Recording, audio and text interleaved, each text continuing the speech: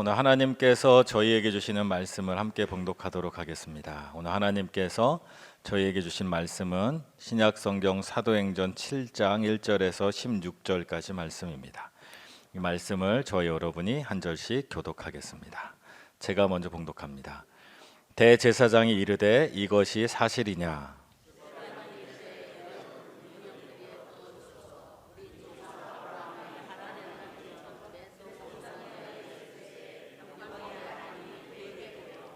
이르시되 내 고향과 친척을 떠나 내가 내게 보일 땅으로 가라 하시니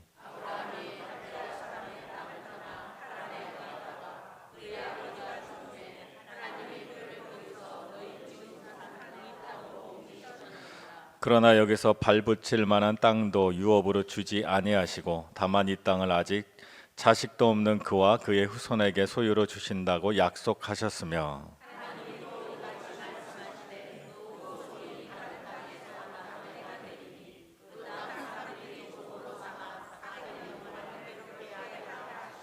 또 이르시되 종 삼는 나라를 내가 심판하리니 그 후에 그들이 나와서 이곳에서 나를 섬기리라 하시고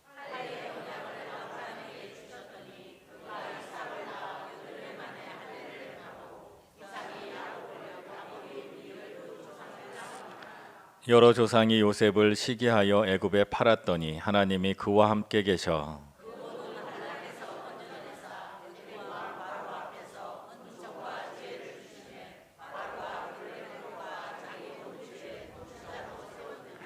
그때 애굽과 가나안 온 땅에 흉년이 들어 큰 환란이 있을세 우리 조상들이 양식이 없는지라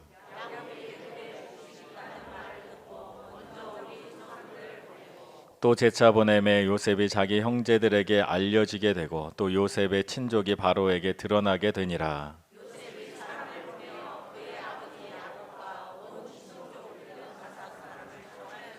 야곱이 애굽으로 내려가 자기와 우리 조상들이 거기서 죽고 세겜으로 옮겨져 아브라함이 세겜 하몰의 자손에게서 은으로 값주고 산 무덤에 장사되니라. 아멘.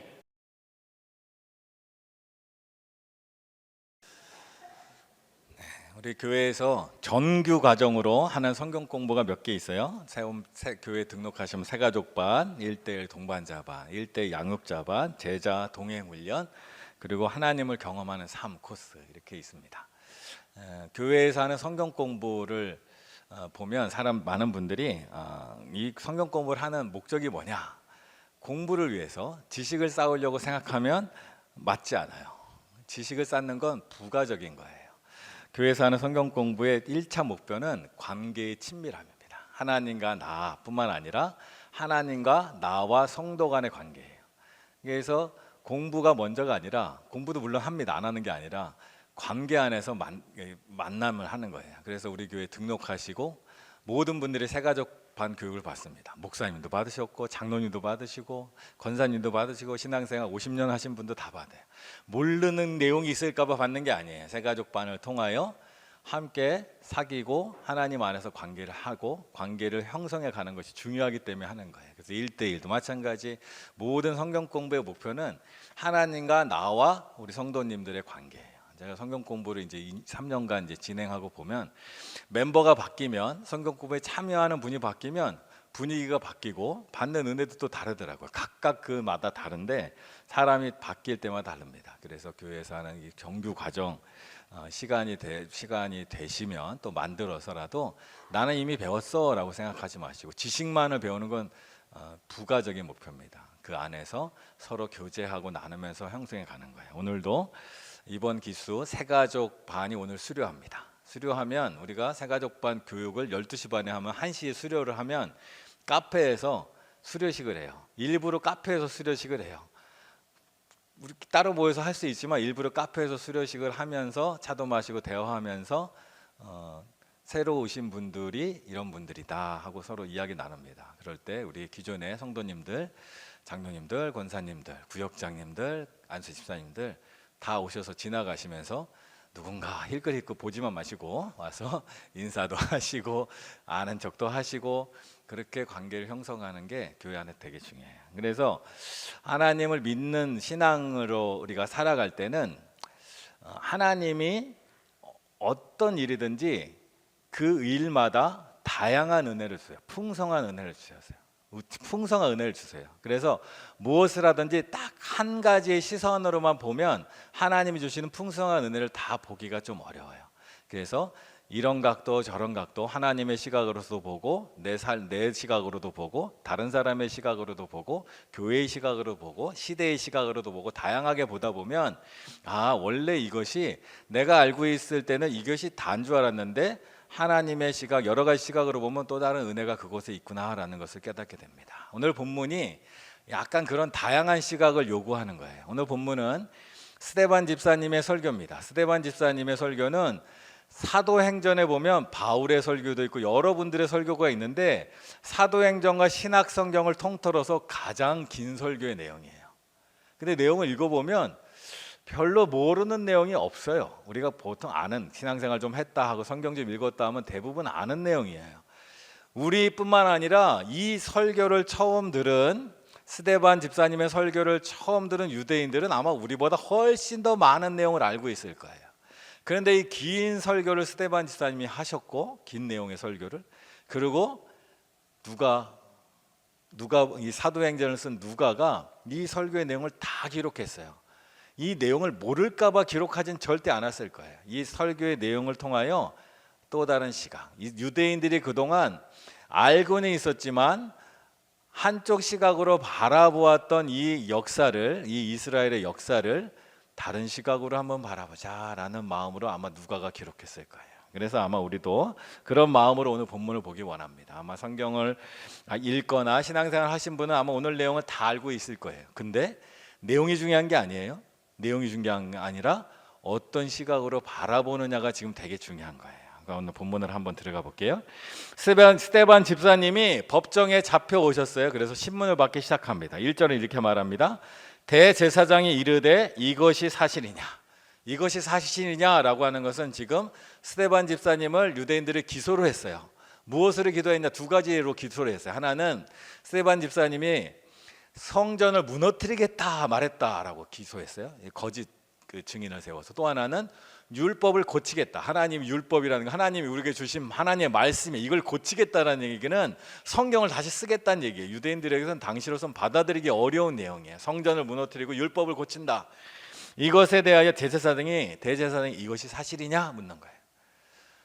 보통 사람 같으면 스데반 집사님이 아닙니다 라고 말하면 돼요. 나를 기소한 모든 내용은 다 사실이 아닙니다. 나는 성전을 무너뜨리라고 말한 적이 없습니다. 율법을 고쳐야 된다고 말한 적이 없습니다. 나는 그저 예수님을 전했을 뿐입니다. 예수님 말씀을 전했고, 예수님은 우리에게 성전이 주지 못했던, 율법이 완벽하지만 율법이 우리에게 다가올 때 우리가 반응하지 못했던 더 풍성한 은혜를 예수님께서 주신 겁니다. 성전을 무너뜨리려는 것이 아니라, 율법을 고치려는 것이 아니라, 성전보다 더 귀한 예수님, 율법을 완성하신 예수님을 전하는 겁니다. 이렇게 자기를 항변할 수 있어요. 무죄를 선고받기 위하여. 그런데 오늘 보니까 스데반은 자기의 무죄 선고를 위하여 이 긴 설교를 하는 게 아니에요. 스데반은 이 기회에 하나님의 복음, 예수님을 통하여 우리에게 주신 복음을 유대인이 그동안 생각하지 못한 부분에서 접근해서 그들을 깨우쳐 주겠다, 그들에게 하나님의 복음을 전하겠다 하는 마음으로 오늘 내용을 시작합니다. 스데반이 유대인들이 이미 다 잘 아는 내용, 아브라함의 이야기, 요셉의 이야기, 모세 이야기, 솔로몬 다윗의 이야기를 전하는데, 그것을 유대인이 생각지 못했던, 그러나 분명히 알고 있는, 바라보지 못했던 시각으로 말하는데, 2절의 말씀을 보면 이렇습니다. 스데반이 이르되 여러분 부형들이여 들으소서. 우리 조상 아브라함이 하란에 있기 전에 메소보다미아 있을 때 영광의 하나님이 그에게 보여라고 시작합니다. 우리는 이 말씀을 통하여 유대인들이 기본으로 갖고 있는 두 가지 신앙의 제일 중요한 기준, 성전과 율법의 기준을 그동안 유대인들이 갖고 있던 그 기준으로는 우리의 하나님께서 우리에게 주신 은혜를 다 이해할 수 없다라는 시각이에요. 또한 우리 또한 이 말씀을 보면서 우리는 성전 중심의 신앙이 아니잖아요. 율법 중심의 신앙이 아니에요. 그렇다면 우리에게 아무 의미가 없는 게 아니에요. 그렇다고 우리 또한 우리의 삶, 우리 자신의 삶, 우리 개인의 역사를 오늘 스데반 집사님이 이 유대인의 역사를 다른 시각에서 바라보는 것처럼 우리 또한 다른 시각으로 한번 새로운 시각으로 우리의 삶을 한번 돌아보는 그런 마음으로 오늘 말씀을 함께 읽으면 좋겠습니다. 역사를 보는 새로운 관점을 오늘 스데반 집사님이 말하는데, 첫 번째는 하나님께서 나에게 무엇을 행하셨다라고 시작하는 거예요. 영광의 하나님이 그에게 보여. 아브라함의 시작은 아브라함의 역사가 아닙니다. 아브라함의 시작은 바로 하나님이 그에게 나타나셨다는 거예요. 하나님이 아브라함에게 뭔가를 하신 거예요. 잘못 생각하면 우리는 아브라함의 이야기를 듣고 요셉의 이야기를 볼 때, 야, 아브라함은 이런 믿음이 있었어, 나도 이런 믿음 가져야지. 야, 요셉 봐, 얼마나 하나님과 동행하면서 얼마나 지혜롭게 행하게, 너도 요셉처럼 살아라, 우리가 이렇게 말할 수 있어요. 근데 스데반은 그렇게 이야기를 보지 말라는 거예요. 아브라함이 얼마나 위대한가, 요셉이 얼마나 위대한가, 그걸로 보지 말고 아브라함의 시작, 요셉의 시작은 바로 하나님이라는 거예요. 하나님이 먼저 아브라함에게 무언가를 행하셨다라는 거예요. 하나님이 먼저 아브라함에게 나타나셨다라는 거예요. 하나님이 아브라함이 하나님을 찾기 전에 하나님이 먼저 아브라함에게 오셨다. 이것을 신학적 용어로 뭐라 하냐면 하나님이 보여주시는 것을 계시라고 불러요. 우리가 수요 예배 때 계속 공부하면서 지난번에 한 3주 전에 배웠는데, 계시란 뭐냐? 하나님이 먼저 보여주시는데 뭘 보여주시냐면 하나님의 성품을 보여주세요. 하나님의 사랑이신 하나님을 보여주고, 또 하나님의 계획을 보여주세요. 알려주세요. 그리고 하나님이 목적하는 바를 알려주세요. 그래서 아브라함도 요셉도 나중에 모세도 사무엘도 하나님의 사람들은 다 하나님이 먼저 찾아오셔서 하나님이 어떤 분이신가, 하나님이 무슨 계획을 갖고 계신가, 하나님이 무엇을 목적하시는가를 알려주는 거예요. 아브라함과 요셉은 그것을 따라간 사람이라는 거예요. 아브라함이 위대한 것이 아니라, 요셉이 위대한 것이 아니라 하나님이 먼저 찾아오셨다라는 것이 가장 중요하다는 겁니다. 우리의 삶도, 우리의 개인의 역사도 우리가 잘못하다 생각하다 보면 내가 무엇을 했나에 관심이 많아요. 내가 무엇을 했나, 내가 무엇을 섬겼나, 내가 어떻게 하나님을 믿었나. 근데 그 시각이 아니라 우리의 역사도 시작은 하나님이 먼저 하셨다라는 것을 항상 생각해야 돼요. 하나님이 우리를 먼저 사랑하셨고, 하나님이 먼저 우리를 부르셨고, 우리가 한 것은 그것에 대한 반응인 거예요. 이 세상에서 가만히 있다가 하나님이 계시는구나, 나 하나님을 섬겨야지, 하나님 교회 찾아오는 사람은 아무도 없어요. 그 누구가 전도를 했기 때문이에요. 그 전도에 우리가 반응을 했을 뿐이에요. 그 누구가 나를 찾아와서 나에게 반응했을 뿐이에요. 여러분이 교회 다니는 시작을 한번 생각해 보세요. 내가 교회 나오기 잘했지 라고 생각을 되지만, 그보다 더 중요한 건 내가 하나님의 부르심에 응답해서 시작한 거예요. 그것이 바로 우리의 역사예요. 우리의 삶이에요. 그 누구도 하나님을 먼저 찾은 사람은 없어요. 하나님이 먼저 오셨고, 하나님이 먼저 보여주셨고, 하나님이 먼저 부르셨고, 우리는 거기에 대한 반응하는 거예요. 내가 생각하다가, 우리 자신이 잘못 생각하면, 내가 어느 날 생각하다가 무엇이 번쩍 떠올라서 내가 그걸 해야지 라고 생각하는데, 하나님은 그것을 생각나게 해주시는 분이에요. 하나님이 먼저라는 거예요. 우리의 시각을 먼저, 하나님이 먼저예요. 유대인들이, 우리의 신앙은 내가 성전을 찾아가서 하나님께 예배를 드리고, 내가 율법을 지키고, 내가 율법을 따르면 하나님이 나에게 복을 주신다, 이렇게 생각하고 있었는데 그거 아니다는 거예요. 그런 시각으로 보지 말고 생각을 좀 바꿔야 돼.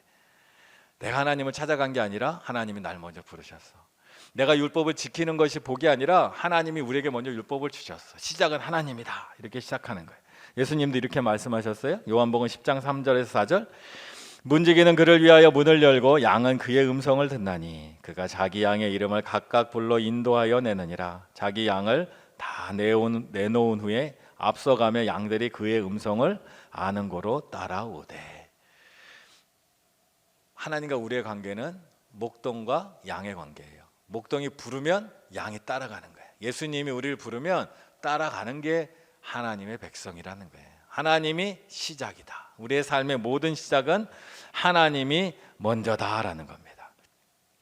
거기서부터 시작해서 역사를 보는 새로운 관점 두 가지를 이제 스데반 집사님이 말하는데, 두 번째는 하나님께서 은혜 없는 곳에서 은혜를 주셨다라는 거예요. 이스라엘 백성들은 당시에 하나님의 은혜는 어디에서? 성전에서 예배할 때, 하나님을 가까이 할 때, 하나님 안에 예배할 때만 은혜를 받는다 생각했는데, 예배할 때 은혜를 못 받는다는 얘기가 아니에요.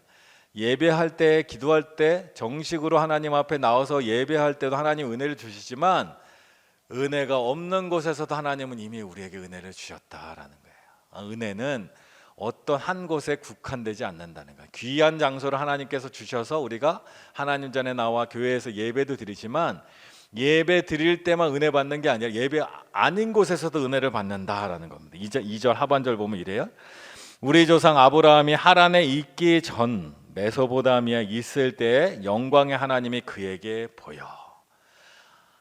메소포타미아, 갈대아 우르라고 표현되는 곳인데, 메소포타미아는 하나님을 믿는 지역이 아니에요. 우상을 섬기는 곳이에요. 근데 그곳에서 성전이 아닌, 하나님의 약속을 받은 언약궤가 있는 곳이 아닌, 바로 그 메소포타미아에 있을, 바로 갈대아 우르에 있을 때 하나님께서 아브라함과 그의 아버지 데라에게 나타나셨다는 거예요. 성전에서만 은혜가 있다는 게 아니다라는 겁니다. 또 9절과 10절에 보면 요셉 또한 이렇게 말합니다. 여러 조상이 요셉을 시기하여 애굽에 팔았더니 하나님이 그와 함께 계셔 이 모든 환난에서 건져내사 애굽 왕 바로 앞에서 은총과 지혜를 주심에 바로가 그를 애굽과 자기 온 집의 통치자로 세웠느니라. 요셉을 볼 때 요셉의 시각이 아니라 하나님의 시각에서 보면, 요셉이 어디서 은혜를 받고 어디서 지혜를 받고 어디서 하나님의 놀라운 능력을 나타냈나? 이집트라는 거예요. 아버지, 하나님께 예배하는 아버지 야곱의 집에서가 아니라 바로 이집트, 하나님을 섬기는 사람이 없는 바로 그곳에서, 은혜가 없는 바로 그곳에서, 절망의 땅에서, 도울 자가 없는 바로 그곳에서 하나님이 그에게 역사하셨다는 거예요. 그래서 하나님이 성전이 아니라 은혜가 없는 곳, 하나님을 섬기지 않는 바로 그곳에서 역사하셨다는 거예요. 우리의 삶도 이런 관점에 돌아보는 거예요. 내가 하나님을 믿기 시작하면서부터 하나님이 나를 도와주셨을까요? 나와 함께 하셨을까요? 아니면 은혜가 없던 때, 언제? 내가 하나님을 몰랐던 때, 하나님을 알지 못했던 때에도 하나님이 나를 도와주셨을까요? 안 도와주셨을까요?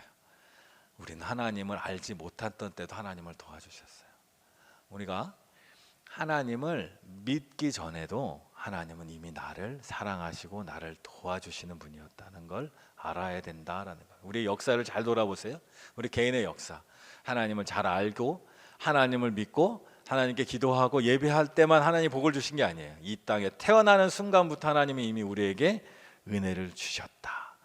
그것을 알고 깨닫는 것이 우리 삶에 굉장히 중요한 겁니다. 하나님은 어떤 특정한 장소에 특정한 때에만 은혜를 주시는 분이 아니라 언제나 우리에게 은혜를 주세요. 그것을 발견하고 그것을 깨닫는 것은 굉장히 소중해요. 근데 그것이 쉽진 않을 수 있어요. 제가 얼마 전에 어떤 세미나를 갔는데, 거기 춘천에 있는 동부교회 김한호 목사님이란 분이 이제 강사로 오셨어요. 춘천으로 이사 가시는 분 이 교회 찾아가시면 좋을 것 같아요. 좋은 목사님이시더라고요. 그분이 간증을 하세요.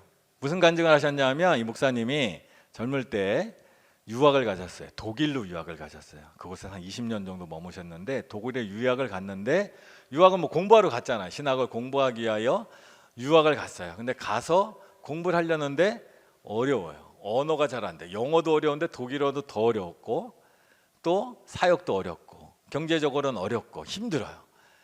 근데 그 와중에 사모님은 임신을 하셨어요. 얼마나 힘들었겠어요. 그분의 표현에 의하면 자존감이 완전 바닥으로 떨어졌대요. 난 그래도 똑똑하다고 유학까지 왔는데 언어가 안 돼요. 공부를 시작도 못 하는 거예요. 잘 되지 않는 거예요. 뭐가 잘 안 돼, 안 풀리는 거예요. 근데 어느 날 저녁에 임신한 아내가 그랬대요. 나 떡볶이 먹고 싶어요. 뭐 어떻게 했을까요? 돈도 없고 떡도 구할 수도 없고. 그래서 이분이 머리를 썼어요. 어떻게 했냐? 떡을 살 수도 없고 그림을 그렸대. 그림을, 떡볶이 그림을. 그리고 이게 떡볶이야? 눈으로 봐. 그림의 떡이지만. 그래서 두 분이 아주 웃으면서 그 밤을 보냈대요. 근데 그 다음날 아침에 살고 있는 집의 문 밖에 현관에 까만 봉투가 하나 걸려 있었대요. 뭐가 있었겠어요? 떡볶이 아니야. 떡볶이 아니고요. 정말 너무 믿음이 좋아. 우리 교인들은, 성도님들은 떡볶이가 아니라 그 안에 가래떡이 있었대요. 근데 가래떡인데 흰 미끈한 가래떡이 아니에요. 울퉁불퉁하고 색깔이 약간 누렇게 된. 즉 독일에서 누군가가 떡볶이가 먹고 싶어서 가래떡을 만드는데 방앗간이 없으니까 스스로 만든 것 같아요. 쌀을 가지고. 그러면서 쪼물딱쪼물딱해서 쏟는 모양을 만들다 보니까 그분의 표현에 의하면 울퉁불퉁하고 누리끼리한 떡이 그 안에 걸려 있었대요. 근데 그걸 딱 들고 들어와서 이 두 분이 눈물이 핑 돌았대요. 어젯밤 우리가 떡볶이 먹고 싶다고 했는데 그것 때문에 기도도 안 했는데 하나님이 들으셨구나. 하나님이 들으셔서 우리에게 인도하셔서 이 떡이 온 거예요. 그래 그 순간 이 목사님이 하나님이 나와 함께 하시는구나. 하나님이 나의 삶을 돌보시는구나. 하나님이 나의 삶에 작은 필요라도 다 아시고 공급해 주시는구나. 그 다음 날부터 독일교회 새벽기도 안 하는데 혼자 어떤 특정한 장소를 정해서 기도하기 시작했대요. 하나님이 나를 이렇게 살펴주시는데 내가 기도하면서 하나님께 나아가야지. 그렇게 하면서 공부하고 그렇게 하면서 또 나중에 공부도 마치고 이제 들어와서 이제 춘천에서 지금 사역하고 계시다라는 거예요. 그게 바로 하나님 우리 가운데 역사하시는 모습이에요. 어찌 생각해 보면 또 이렇게 생각할 수 있어요. 하나님께서 가난한 유학생에게 로또 당첨시켜 줬으면 떡이고 뭐고 다 해결될 텐데. 근데 하나님은 아주 작은 것으로 우리에게 내가 여기 있다 나타나실 때가 참 많다는 거예요. 희한하죠. 아주 작은 것. 야곱의 경우를 생각해 봐요. 야곱이 창세기 28장 16절에 혼자 도망가다가 광야에서 하나님을 만났어요. 야곱이 잠이 깨어 이르되 여호와께서 과연 여기 계시거늘 내가 알지 못하였도다. 꿈에서 하나님을 만났어요. 꿈에서 만난 게 뭐 대단한 것도 아닐 수 있잖아요. 생각해 보면 하나님께서 대상인 아주 부자 상인을 가까이 보내줘서 그 사람의 눈을 좋게 만들어서 요셉을 너 이렇게 혼자 위험한 데 가면 안 돼 하고 이제 내가 널 돌봐줄게 하고 그를 자기 일행에 껴줘서 먹을 것도 주고 뭐 입을 것도 주고 극진하게 대접해서 딱 가도 은혜롭잖아요. 근데 하나님은 야곱의 꿈에 나타나셔서 사다리를 오르락 내리락 하면서 내가 너를 지켜줄게. 내가 너를 다시 돌아올 때까지 안전하게 해줄게. 이렇게 약속하시는 거예요. 하나님은 우리에게 오실 때 은혜가 없는 땅에서 오실 때 굉장히 작은 모습으로 오실 때가 참 많아요. 근데 믿음의 사람은 아브라함도 그렇고 요셉도 그렇고 그 하나님을 딱 붙은 거예요. 아브라함이 메소포타미아에 있을 때 하란 땅에 있을 때 하나님이 가라 말씀하셨어요. 하나님이 엄청난 재물을 땅을 팠는데 금 보화를 발견해서 야 이것 가지고 가라 하지 않았어요. 그냥 가라. 요셉도 이집트 땅에 잡혀갔을 때 하나님이 그와 함께 하시는데 노예로 함께 하셨고 감옥에 갇혀 있을 때도 함께 하셨어요. 하나님이 그를 높은 자리 만들어 먼저 총리 만들어서 하나님 함께 하신 게 아니라 그 가운데 함께 하신 거예요. 근데 그 안에서 발견한 거예요. 가난한 유학 시절에 하나님이 가래떡 하나를 보내줬는데 그걸 갖고 하나님이 나와 함께 하시는 거야. 그걸 딱 붙든 거예요. 하나님 우리를 그렇게 인도하신다는 거예요. 우리의 삶도 잘 돌아보세요. 우리의 삶에도 그런 은혜가 사실은 굉장히 많아요. 근데 그것을 우리가 너무 무심결에 지나가 버리는 거예요. 너무 작다고 생각하는 거예요. 하나님은 우리에게 굉장히 작은 모습으로 다가올 때가 있어요. 그것을 딱 붙드는 거예요. 그렇게 하나님에게 나가요. 그래서 하나님께서 은혜 없는 곳에서 은혜를 주셨다는 것은 다르게 표현하면 고난 속에서 도움을 주신다. 또 다르게 표현하면 외로움 속에서 배려의 손을 펼쳐주신다. 그럴 때 이것이 하나님의 손길이구나. 이것이 하나님의 은혜구나. 이것이 하나님이 나의 삶에 관심이 있는 거구나. 괜히 우린 너무 욕심이 커갖고 작은 도움보다 큰 걸 원하잖아요. 큰 일을 원해요. 근데 하나님은 그 작은 도움 안에서 하나님을 붙들고 하나님께로 나가도록 우리를 인도하신다는 거예요. 그리고 그때 하나님을 붙든다는 것은 굉장히 중요합니다. 왜 중요하냐면 이 이스라엘의 역사를 돌아보면 세 번째 중요한 관점이 있는데 하나는 뭐냐면 세 번째는 하나님께서 목적지로 인도하신다는 거예요. 하나님께서 우리를 목적지로 인도하신다는 거예요. 은혜로 인도하신다라는 거예요. 3절 가사죠. 오늘 본문의 3절 가사절 보면 이래요. 이르시되 내 고향과 친척을 떠나 내가 내게 보일 땅으로 가라 하시니 아브라함이 갈대아 사람의 땅을 떠나 하란에 거하다가 그의 아버지가 죽음에 하나님이 그를 거기서 너희 지금 사는 이 땅으로 옮기셨느니라. 하나님께서는 계속 우리를 인도하셔요. 근데 하나님이 인도하시는 것을 깨닫지 못하면 갈 수 없는 거예요. 하나님이 인도하시는데 갈 수 없어요. 하나님이 우리에게 은혜 없는 곳에서 은혜를 주셨을 때 그때 하나님을 딱 붙들어서 계속 하나님과 기도하면서 예배하면서 하나님 가까이 해야 돼요. 그래야 하나님의 음성을 들을 수 있어요. 요셉도 그랬습니다. 11절에서 13절 이렇게 말해요. 그때 애굽과 가나안 온 땅에 흉년이 들어 큰 환란이 있을새 우리 조상들이 양식이 없는지라. 야곱이 애굽에 곡식이 있다는 말을 듣고 먼저 우리 조상들을 보내고 또 재차 보내매 요셉이 자기 형제들에게 일러주게 되고 또 요셉이 친족이 바로에게 드러나게 되니라. 이 본문을 잘 읽다 보면 이런 생각이 들 수 있어요. 야곱이 너무 흉년이 들어서 먹을 게 없으니까 그 환경에 반응해서 애굽으로 내려가서 요셉을 만났지라고 생각할 수 있어요. 근데 그렇지 않아요. 야곱은 자기 아들 요셉이 살아있다는 얘기, 또 자기 아들 요셉이 총리가 되었다는 얘기, 그리고 이집트에 내려가면 거기서 풍요롭게 이 흉년의 어려움을 이길 수 있다는 얘기를 들었지만 야곱은 가기가 두려웠어요. 왜 두려웠냐? 창세기 26장 2절에 보면 야곱의 아버지 이삭에게 하나님이 하신 말씀이 있어요. 여호와께서 이삭에게 나타나 이르시되 애굽으로 내려가지 말고 내가 내게 지시할 땅에 거주하라. 하나님은 흉년을 맞아서 먹을 것이 없는 이삭이 이집트로 아버지 아브라함처럼 이집트로 내려가려고 하는 걸 하나님 막으셨단 말이에요. 근데 지금 아들 야곱이 이 흉년의 때에 이집트로 가면 살 수 있다, 먹을 것이 있다 하는데 아버지 이삭에게 하나님이 가지 말라고 했는데 내가 가도 될까? 이 선택 쉽지 않아요. 환경은 그를 하여금 이집트로 가도록 인도해요. 근데 하나님의 약속은 이미 아버지가 받은 약속은 가지 말아야 돼. 이 두 굴을 어떻게 구분할 수 있을까? 이때 하나님의 뜻을 알 만큼 하나님과 친하지 않으면 여기서 선택을 할 수가 없어요. 근데 다행히 야곱은 하나님께 계속 기도하면서 하나님의 은혜를 붙들고 있던 사람이었던 거예요. 창세기 46장 3절에 보면 하나님이 이르시되 나는 하나님이라 내 아버지의 하나님이니 애굽으로 내려가기를 두려워하지 말라. 내가 거기서 너로 큰 민족을 이루게 하리라.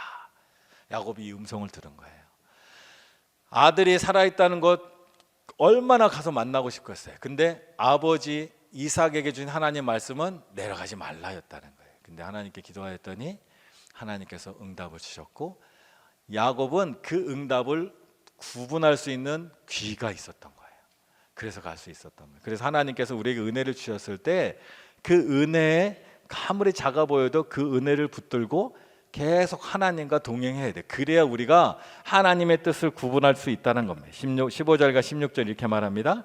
야곱이 애굽으로 내려가 자기와 우리 조상들이 거기서 죽고 세겜으로 옮겨져 아브라함의 세겜 하몰의 자손에게 은으로 값주고 산 무덤에 장사되니라. 하나님이 주신 약속은 이거예요. 지금 내려가라.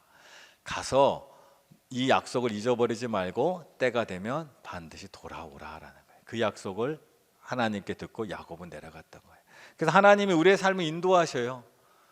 근데 하나님이 우리에게 은혜를 주셨을 때 하나님과 가까이에서 하나님께 기도하면서 하나님의 음성을 구별할 수 있는 은혜를 이루지 못하면 우리는 그 은혜를 따라가지 못한다는 거예요. 그리고 또 이 땅을 살아가면서 하나님은 우리에게 은혜를 주실 때 또 하나의 아주 어려운 산이 하나 있는데 네 번째 역사를 보는 시점에서 보면 하나님께서는 자산보다 약속을 먼저 주세요. 자산이라는 것은 재물이기도 하고 여러 가지 결과물인데 하나님은 결과물보다 약속을 먼저 주세요. 그래서 하나님을 가까이 하고 하나님의 뜻을 알지 못하면 우리는 그 약속을 붙들고 살 수가 없어요. 아브라함의 경우를 보면 오늘 본문의 5절에 이렇게 말합니다. 그러나 여기서 발붙일 만한 땅도 유업으로 주지 아니하시고 다만 이 땅을 아직 자식도 없는 그와 그의 후손에게 소유로 주신다고 약속하셨으며 하나님이 아브라함을 부르실 때 내가 내게 지시할 땅으로 가라. 그것은 너는 큰 민족을 이룰 것이다. 큰 민족을 이루면 살 곳도 있어야 되니까 땅도 받고 자손도 있어야 되는데 아브라함은 가나안 땅에 왔는데 땅 한 평 없고요, 아들이 없었어요. 오직 갖고 있는 건 하나님의 약속뿐이 없었다고요. 이 약속을 끝까지 붙들고 갈 수 있도록 하나님이 아브라함을 계속 인도하셨다라는 겁니다. 우리도 이 땅을 살아갈 때 하나님이 먼저 이루시는 것이 아니라 하나님 먼저 약속을 주세요. 그래서 그 약속을 붙들고 살아가야 하나님의 뜻대로 살아갈 수 있다는 거예요. 우리의 삶도 마찬가지입니다. 우리의 삶, 이스라엘의 역사를 스데반은 하나님을 기준으로 해서 하나님이 시작하셨고 하나님께서 그에게 나타나셨고 하나님이 그를 부르실 때 아브라함도 요셉도 반응하고 따라갔다는 거예요. 가장 중요한 것은 하나님의 약속을 붙들고 갔다는 거예요. 그래서 우리의 삶에 아직 열매가 없을 수 있어요. 열매가 없으면 이렇게 해볼까 저렇게 해볼까 우리의 삶에 생각이 많아지잖아요. 근데 하나님이 원하시는 것은 하나님이 주신 약속을 붙들고 나아가라라는 거예요. 보이지 않아도 열매가 없어도 하나님의 약속을 붙들고 살아가는 것이 바로 하나님의 사람입니다. 그래서 우리가 붙들어야 될 약속들이 있어요. 오늘 약속의 말씀들을 몇 가지 볼 텐데, 하나님께서 우리에게 주신 약속을 한 10가지만 볼 텐데 구원의 약속이 있어요. 요한복음 3장 16절입니다. 우리 같이 한번 읽겠습니다. 하나님이 세상을 이처럼 사랑하사 독생자를 주셨으니 이는 그를 믿는 자마다 멸망하지 않고 영생을 얻게 하려 하심이라. 아멘. 하나님이 우리에게 구원의 약속을 주셨어요. 예수님을 믿으면 구원하시겠다. 용서의 약속도 주셨어요. 요한일서 1장 9절 같이 만일 우리가 우리 죄를 자백하면 그는 미쁘시고 의로우사 우리 죄를 사하시며 우리를 모든 불의에서 깨끗하게 하실 것이요. 아멘. 하나님 우리를 용서하신다 약속하셨어요. 평안의 약속도 주셨어요. 요한복음 14장 27절 평안을 너희에게 끼치노니 곧 나의 평안을 너희에게 주노라. 내가 너희에게 주는 것은 세상이 주는 것과 같지 아니하니라. 아멘. 하나님 우리에게 평안을 주신다 약속하셨어요. 마음이 두렵고 힘들 때 이 약속을 붙들고 기도하는 거예요. 인도하심도 약속하셨어요. 잠언 3장 5절에서 6절 너는 마음을 다하여 여호와를 신뢰하고 내 명철을 의지하지 말라. 너는 범사의 그를 인정하라. 그리하면 내 길을 지도하시리라. 아멘. 하나님을 인정하고 따라가면 나의 명철이 아니라 내 생각이 내 경험이 아니라 하나님을 의지하고 나가면 하나님이 우리 길을 인도하신다는 거예요. 보호의 약속도 있습니다. 시편 23편 1절 여호와는 나의 목자시니 내게 부족함이 없으리로다. 하나님 우리를 지켜주시고 보호해 주신다는 거예요. 필요를 공급해 주신다는 약속. 빌립보서 4장 19절 나의 하나님이 그리스도 예수 안에서 영광 가운데 그 풍성한 대로 너희 모든 쓸 것을 채우시리라. 아멘. 하나님 우리의 필요한 걸 다 채워주신다 약속하셨어요. 이 약속을 붙들고 사는 거예요. 우리가 능력의 약속도 주십니다. 빌립보서 4장 13절 내게 능력 주시는 자 안에서 내가 모든 것을 할 수 있느니라. 하나님 안에서 하나님이 시작이라는 겁니다. 지혜의 약속도 주십니다. 야고보서 1장 5절 너희 중에 누구든지 지혜가 부족하거든 모든 사람에게 후히 주시고 꾸짖지 아니하시는 하나님께 구하라. 그리하면 주시리라. 하나님 주신다 이미 약속하셨잖아요. 우리는 이 약속을 붙들고 사는 사람이에요. 영생의 약속도 있습니다. 요한복음 10장 28절 내가 그들에게 영생을 주노니 영원히 멸망하지 아니할 것이요 또 그들을 내 손에서 빼앗을 자가 없느니라. 아멘. 임재의 약속입니다. 마태복음 28장 20절 내가 세상 끝날까지 너희와 항상 함께 있으리라 하시니라. 아멘. 이 약속이 하나님 우리에게 주신 약속들이에요. 이외에도 성경에는 수많은 약속들이 있습니다. 우리는 그 약속을 붙들고 살아가는 거예요. 그리고 그 약속을 붙들고 살아갈 때 하나님이 우리의 삶에서 이루신 놀라운 우리 개인의 믿음의 역사들이 쌓여가는 거다라는 겁니다. 그래서 스데반 오늘 집사님은 이스라엘 역사 누구나 다 아는 역사예요. 그런데 다른 관점으로 보는 거예요. 이 역사를 그냥 아브라함이나 요셉을 위대한 인물로 보는 것이 아니라 하나님의 관점으로 보는 거예요. 하나님이 그들을 어떻게 인도하셨나, 그들에게 어떻게 은혜를 베푸셨나, 그리고 그들에게 약속하신 것을 하나님이 어떻게 이루셨나를 보여주고 있다라는 겁니다. 그래서 우리가 우리의 삶도 우리의 신앙도 이 관점에서 봐야 됩니다. 그래서 오늘 말씀을 정리하면 하나님께서 먼저 무엇을 행하신다는 거예요. 내 삶에 하나님이 무엇을 행하셨나 잘 살펴보십시오. 그리고 하나님께서 은혜 없는 곳에서 은혜를 주십니다. 그리고 하나님께서 우리를 목적지로 인도하십니다. 그리고 하나님께서는 어떠한 자산보다 약속을 먼저 주시고 그 약속을 붙들고 사는 사람이 하나님의 놀라운 은혜를 경험한다라는 겁니다. 오늘 우리가 이 마음으로 우리 또한 우리의 삶을 하나님의 놀라운 은혜 가운데 하나하나 세워져가는 놀라운 은혜가 우리 가운데 있기 원합니다.